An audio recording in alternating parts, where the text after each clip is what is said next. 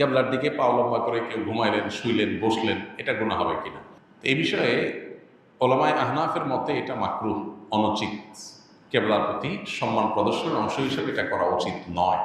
কারণ নবী করিম সাল্লাল্লাহু আলাইহি সাল্লাম কেবলার দিকে ফিরে পেশাব পায়খানা করতে নিষেধ করেছেন, পরিষ্কার হাদিস রয়েছে। এটা কেন নিষেধ করেছেন? নিশ্চয়ই কেবলার প্রতি সম্মান প্রদর্শনের খাতিরে।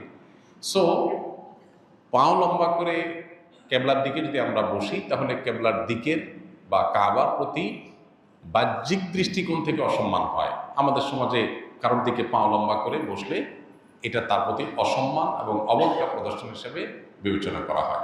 মোটা দাগে যেহেতু কাবার প্রতি সম্মান প্রদর্শন করা বিষয়টা প্রমাণিত, বিধায় কাবার দিকে ইচ্ছাকৃত কোনো কারণ ছাড়া পাও দিয়ে বা লম্বা করে বসাটাও অনুচিত এবং আদবের খেলাফ।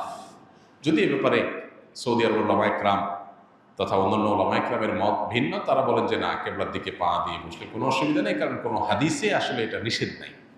কোরআন হাদিসে কোথাও আলাদা করে পেশাব পায়খানা করা নিষেধ আছে, কিন্তু পা দিয়ে বসা যাবে না এমন কোনো কথা নাই, অতএব এটাতে অসুবিধা নেই।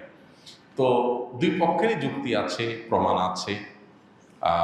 ইজতিহাদি বিষয়, সতর্কতা এবং অধিকতর নিরাপদ মত হলো যে কেবলার দিকে ইচ্ছাকৃতভাবে পা না দিয়ে বসা।